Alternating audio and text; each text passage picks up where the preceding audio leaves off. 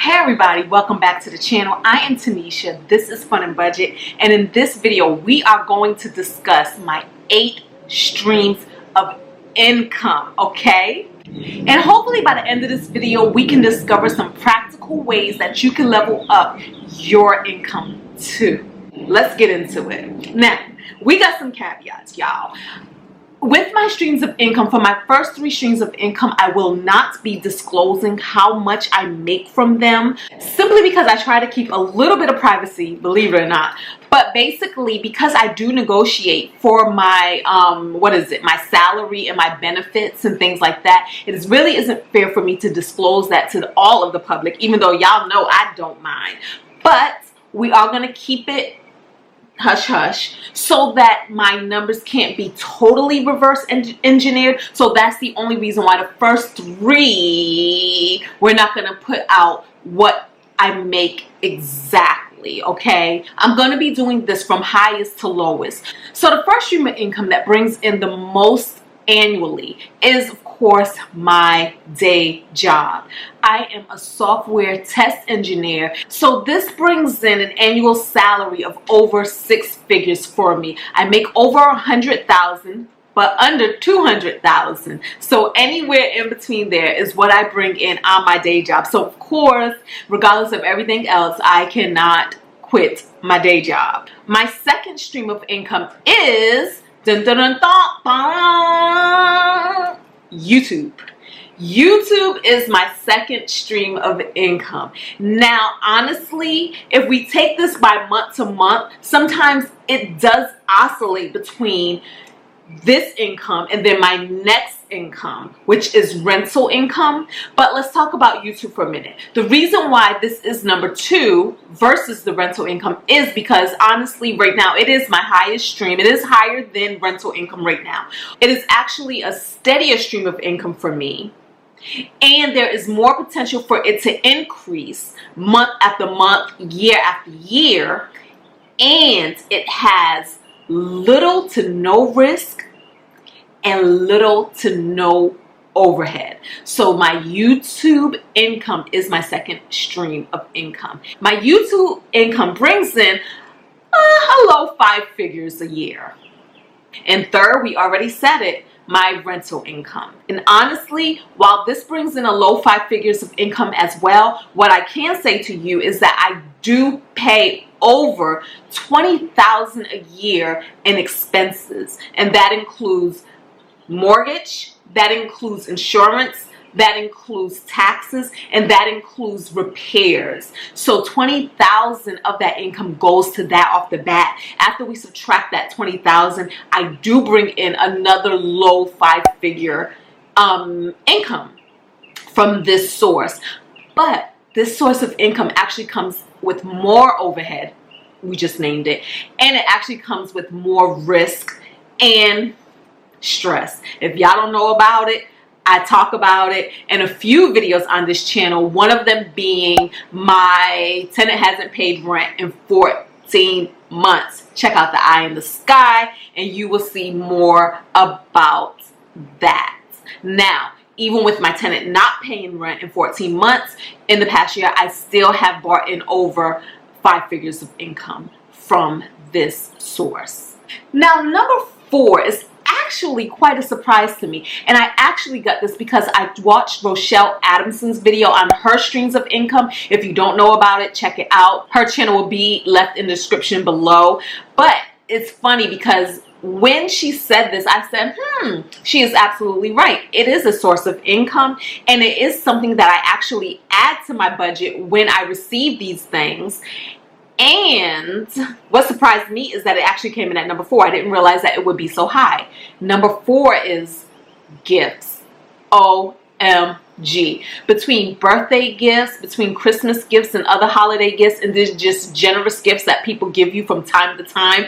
And when I say people, I mean you guys, my wonderful, awesome subscribers and supporters to this channel. I did not realize that the number would be so high. But when I averaged it out, and we are taking an average, I looked at the past few months and I saw what I received in gifts, and then I averaged it out for the rest of the year. So it puts us at a modest $6,000 a year in gifts. Now, of course, that can fluctuate. Some years it could be more, some years it can be a little less, okay, depending on how generous people are for my birthday. I don't know. The reason why I think that gifts should be added as an income stream, because I also believe, and I tell you guys this all the time, whenever I receive a gift, I do add that to my budget line item so that I'm not just squandering the money, and so that I also can realize that I may bring in more a month than I realize. And I think that with a good budget, a lot of you guys will see that too. When you actually put it down on paper and lay it out, you realize that you actually bring in more, or you have more to work with than you realize. So for gifts, $6,000 a year. Number 5, my 5th income stream is credit card reward points. A lot of you know that I live a credit card lifestyle. Everything I do, I pay with. Everything that I can pay with a credit card, I do. And the things that I can't use a credit card to make a payment for is my mortgage for the most part. But everything else, I pretty much can use my credit card and make payments, and in exchange for those payments, I actually receive points. Now, the key to this is I do not charge things that I don't need to charge just to get points. I do not buy things that I don't need to buy just to get points. I'm basically paying my utility bills. I'm basically paying for my food and whatever entertainment I am entertaining myself with. And then a lot of times my wonderful, precious, awesome boyfriend will let me pay for things using my credit card, and then he'll send me the money just so that I can get points. And I love this because this also affords me to travel far away places for absolutely free. So I pulled up my points for the past year, and for American Express, I earned over 30,000 in points. For Bank of America, almost 98,000 points. And for my Citi Prestige card, I earned almost 80,000 points.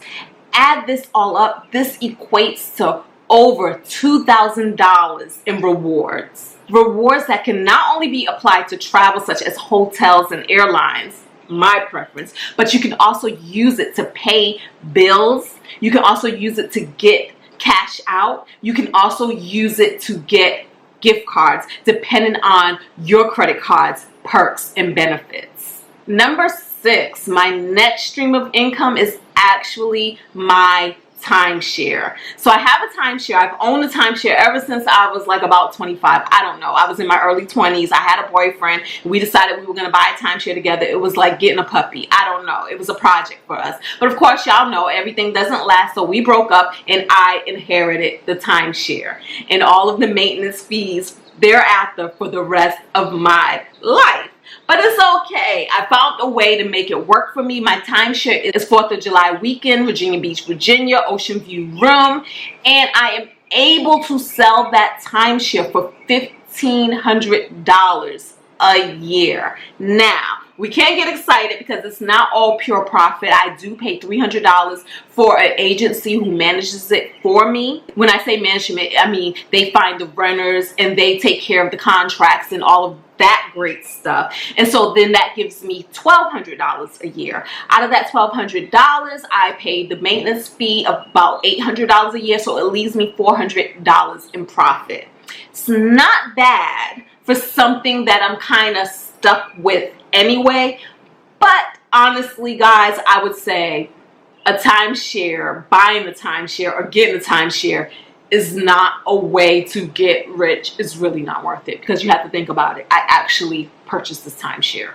I don't owe anything on it anymore, but I did put in that initial investment, and it will take years on top of years on top of years to actually recoup that investment by renting it out this way. So like I said, this is just me turning lemons into lemonade, and so it kind of works out for me, and it puts it on my list as number 6. So let's go on to number 7. Number 7 in my 8 streams of income, affiliate programs. Now, with my affiliate programs, right now we only really have about 2 that brings in steady income, and that will be Every Plate, which I use for providing mailbox kits, and Stitch Fix, which I use to dress me. It brings in a little over $1,000 a year in referrals.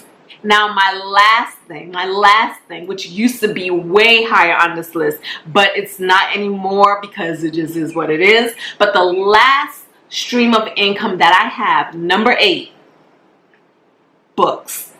And honestly, because I haven't had a book that has come out in the most recent years, this brings in about $600 of income a year. Now, once again, when I add all of these streams of income up, again, everything adds up, and that's what I'm most excited about, because when I add them all up, I bring in over $200,000 a year in income. Now, we've taken a look at the streams of income, and we can actually take this exercise one step further. And what we're going to do is analyze what is working for us and what may not be working for us, okay? Now, I've actually done this in the past because there were some things that I used to do that brought in some money. Like, for instance, I did some work as a writer, consultant, and things like that. I would do editing. I would freelance as an editor. I would freelance as a proofreader. I would do workshops and such. And then I also helped with some credit repair services where I would charge some money and help fix credit. And then I will also do another thing that I actually have a video on this channel about, and that was where I would do Amazon MTurk, and I would do that to the tune of about $1,800 a year. Now, those things I actually decided to cut out because I redirected the time that I would spend doing those things into YouTube, because I found that YouTube was actually making me more money, and it was way more enjoyable because I absolutely love making videos and editing videos and putting out videos and interacting with all of you guys. And so I kind of steered away from those things to do more YouTube, okay? So the first thing I would say is, when you look at your streams of income, what are some things that may be taking up more time and may not be worth what you're getting from it on the back end? Because that may be something that you may consider actually cutting out so that you can spend more time in another area. Now, the next thing that absolutely kind of surprised me is when I went over this list, and when I thought about it, I was like, wait a minute.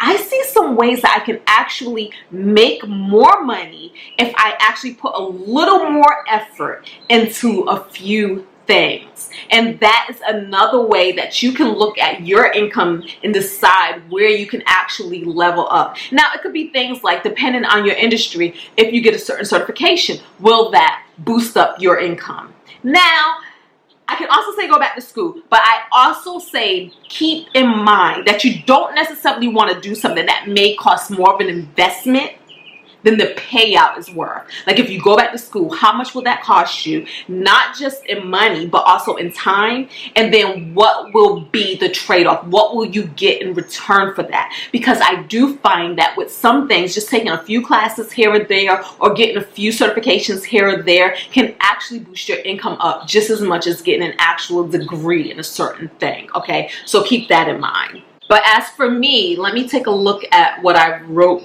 down, because I actually saw some things that I can do a little better. One of the things is product sales. I can actually put more effort into actually marketing or advertising the products that I already have out there, the books that I've already written, or I can actually develop more material, because I actually do have, I feel like a treasure chest of more things that I can actually put together to put out into the marketplace. Looking at this, I also figured out a way that I can make an additional $900 a year in rental income. And what I'm excited about with this is it's absolutely going to take me no more time than I'm already investing in this area. And I love things that actually doesn't require a whole lot of time, because honestly, I do not want to live a lifestyle where I'm trading my time for $1. I mean, unless that dollar is super worth it, but you know, balance, y'all, balance. I can also concentrate more on affiliates and sponsorships. Guys, yeah, with affiliates, a lot of it is just a matter of me actually just turning on and setting up the thing that I haven't had time to do. And with sponsorships, some of those things is just a matter of me actually going through the emails, actually replying, and actually getting the ball rolling. Again, something that I felt like I haven't had time to do. But once I'm out of my one situation with the tenant, I can actually put more time into those areas. I'm super excited about that. And then the last thing, looking over my list, that I realized I could do is actually develop courses, especially in the areas that so many people have asked me about, such as credit card hacking and also how to grow and earn an income on YouTube. Honestly, guys, if you all are interested in any of those two things, don't just leave me a comment below. Actually, shoot me an email. And I'm going to leave the details in the description below to what email I would like for you to shoot me an email about, so that I can actually just really get a sense of how much interest there may be out there, okay? So that's what I have right now. Those are my 8 streams of income, and those are some ways that I was able to review my income to actually level up my life. And hopefully you guys can apply these tactics to your life too, and together we can all make more money. Until the next video, y'all, thank you all so much for watching. Don't forget to thumbs up, subscribe if you're not a member of the Fun and Budget family, and talk to me in the comments below, and I will meet you there.